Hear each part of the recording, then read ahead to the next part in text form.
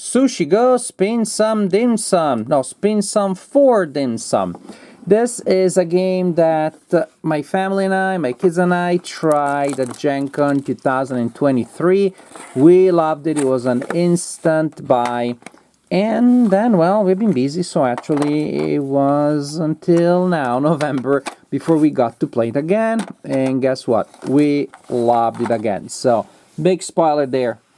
Very positive, very positive impressions.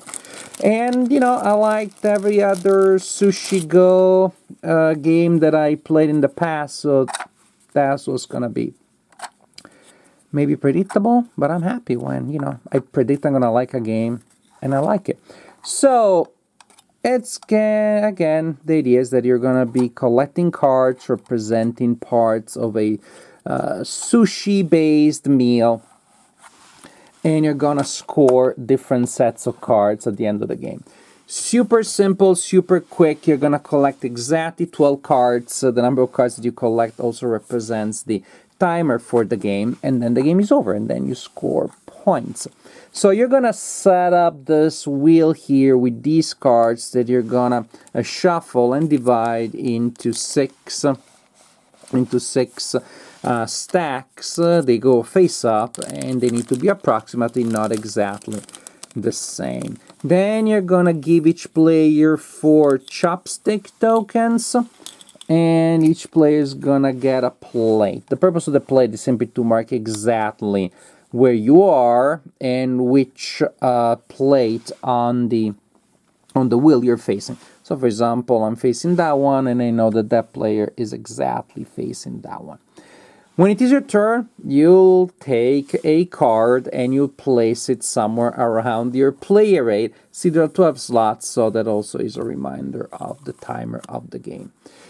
You can always take the card in front of you, and that's it. By doing so, you'll reveal another card, and that's it. That will be my turn, and then the next player takes the card in front of themselves, puts on their player rate, and so on and so forth.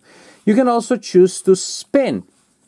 To do so, you're gonna place a chopstick token on each dish that you pass, including the one in front of you. So if I want that one, I can put one there, and then I do that, and I take that card.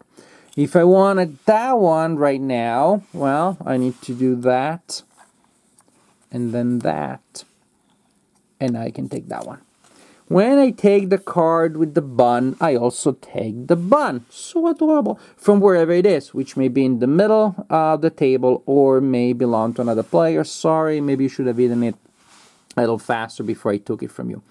When it is your turn, and if you have the bun, you can also choose to return the bun to the center, and then you can simply turn the wheel and get whatever it is that you want. And if the sushi dish that you're picking up has chopsticks on top of it, then you collect those also.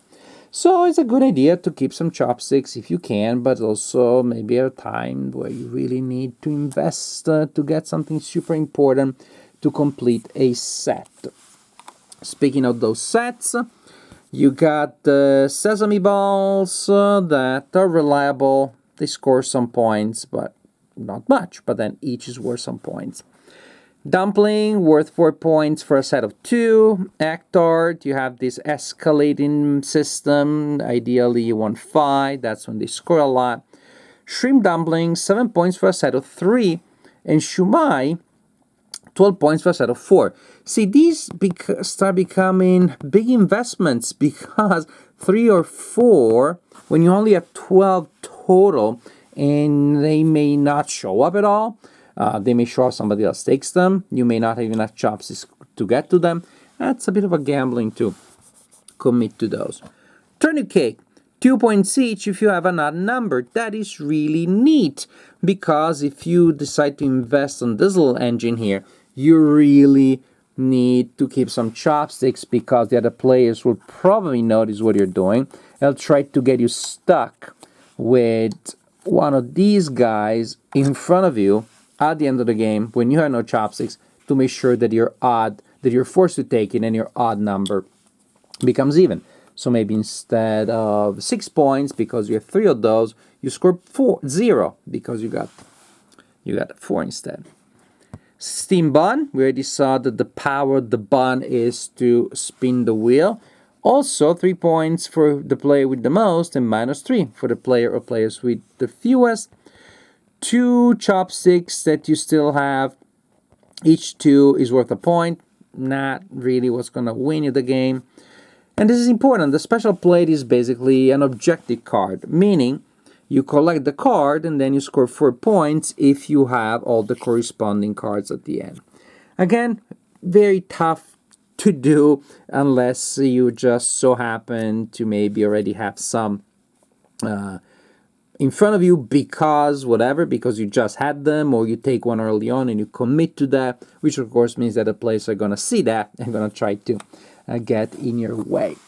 But again, the game is super quick and super simple. With 2 players, it is a 10-minute filler, and it is an excellent 10-minute filler because it's exactly what I want from a filler. I want a filler to be super quick to set up, and you saw how quickly I set up the game. I want a filler to be quick to take down, and that's gonna be easy to put back in the box. I want a filler to be quick and easy to teach, less than 5 minutes, and I think I did show you the whole game and even every scoring system in about 5 minutes or so. It's the perfect filler for 2 players. And with 2 players, also it's very tactical because then I really can get a good sense, keep an eye on what the other player has, and try to get in their way, and try to really figure out what I can take, which gives me an advantage, and gets in their way. With more players, it's gonna be a little more zen, a little more unpredictable. More things are gonna turn around.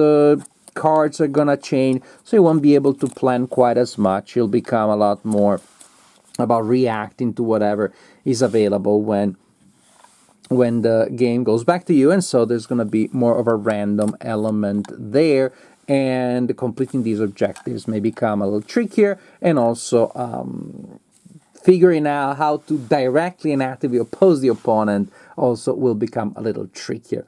But overall, I'm so happy that I bought this game because it looks amazing. It is such a simple, light filler. I can take it out at any time. I can play with non-players. And yet, as somebody such as myself who has played a lot of games, I still find this game very satisfying. You have such a tight economy. You can't waste a single card. Or maybe you can waste one, but not 2. And so there you're wondering, okay, should I take this card just to deprive that player of that card? Yeah, I guess I can do it. It's wasting a card for me, but will I get a better advantage? With 12 rounds, with 12 decisions only, every decision matters. And the advantage, again, is that if you feel that a game, it may happen. Well, I think I was really unlucky. It just never happened that I have anything that I could do. Well, if it happens that way, the game is so short, you can play again, and then again, and then again, which I think is going to be a fairly common thing that players are going to play one game after the other because it's so simple, it's so light, it's so much fun, and it is so quick. I'm just happy to have a version of Sushi Go that feels like Sushi Go. It is even lighter and faster than original Sushi Go, if you can believe such a thing, and it is just a lot of fun. In the family of light fillers, this has to be one of my favorite ones. I don't know if it's of all time, but definitely of the last year or 2.